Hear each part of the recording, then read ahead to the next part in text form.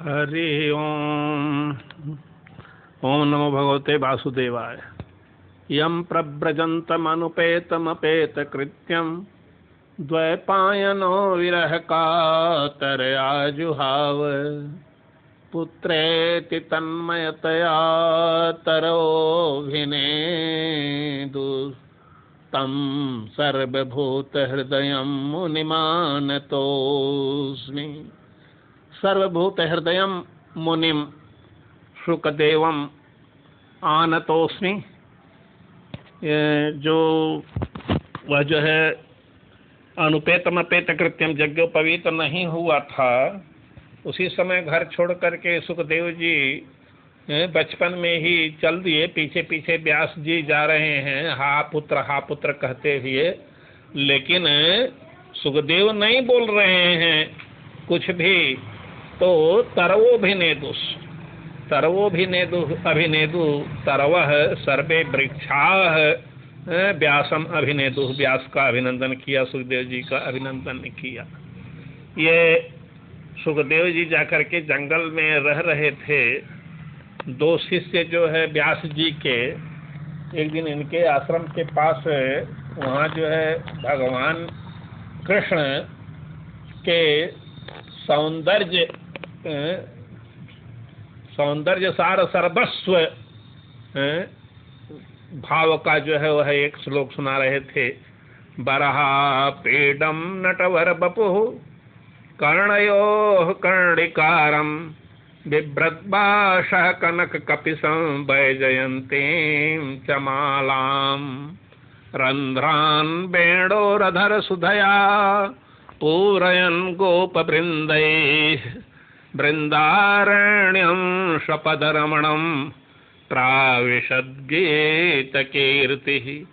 गीतकीर्तिः यानी यस्य कीर्तिः सर्वत्र गीता सा गीत कीर्ति है। जिनकी कीर्ति जो है वह सर्वत्र गाई जाती है, वो गीत कीर्ति भगवान जो है स्वपद रमणम वृंदारण्यम प्राविशत, अपने जो है अपने चरणों से रमणीक बना दिया है वृंदारण्य में, उसमें प्रवेश कर रहे हैं। अथवा स्वपदात अपि रमणम वृंदारण्यम, अपने पद यानी गोकुल धाम से भी अधिक रमणीय वृंदारण्य है, उसमें प्रवेश कर रहे हैं। तो वो गोप वृंद है, गोप वृंद साथ में है। और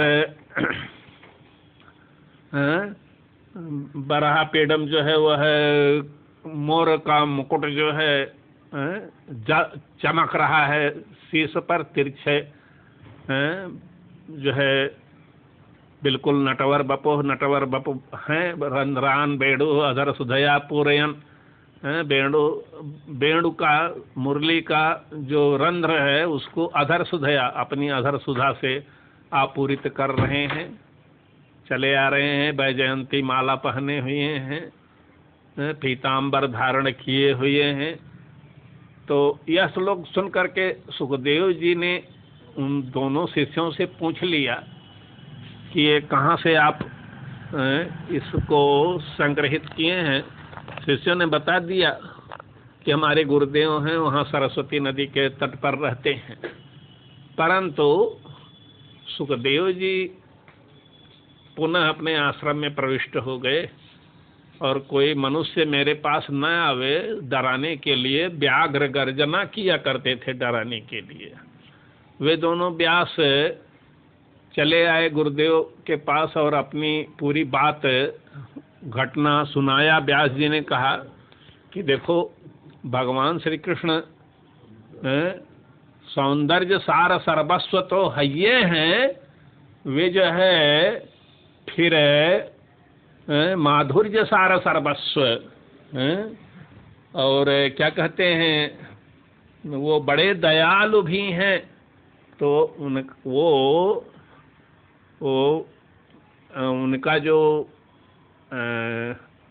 उनकी दयालुता, उसका एक श्लोक सुना दो। तो शिष्यों ने जाकर के वहाँ फिर सुनाया अहो बकीयों स्तन कालकूटं जिघांसया पायदप्य साध्वी लेभे गतिं धातृचतां ततोऽन्यं कं वा दयालुं शरणं व्रजेम। और दूसरा कौन दयालु होगा? कं वा ततोऽन्यं दयालुं शरणं व्रजेम। उनसे अन्य जो हमारे भगवान हैं कि उस पूतना को भी अपने धात्री का पद प्रदान कर देते हैं, जो कि जो है वह जिघांसा यानी मार डालने के लिए जो है वह कालकूट विष अपने स्तनों में जो है पोत करके पिला रही थी, उस पूतना को भी अपनी माँ बना लिया। ऐसे दयालु अन्य कौन हो सकते हैं?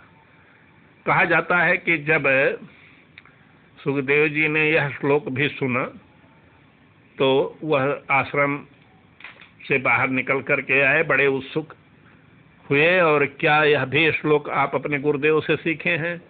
हाँ, तो ऐसे ऐसे तो 18,000 श्लोक हैं गुरुदेव जी, तो चलिए भाई हम भी चलते हैं। कहा जाता है कि सुखदेव जी उन शिष्यों के साथ आ गए अपने पिता के पास, और जो अष्टादश सहस्री संहिता है श्रीमद् भागवत, उसका जो है अध्ययन किया। फिर जो है तन्मय हो गए सुखदेव जी, कृष्णमय हो गए। ऐसी कथा आती है। बोले वृंदावन बिहारी लाल की जय।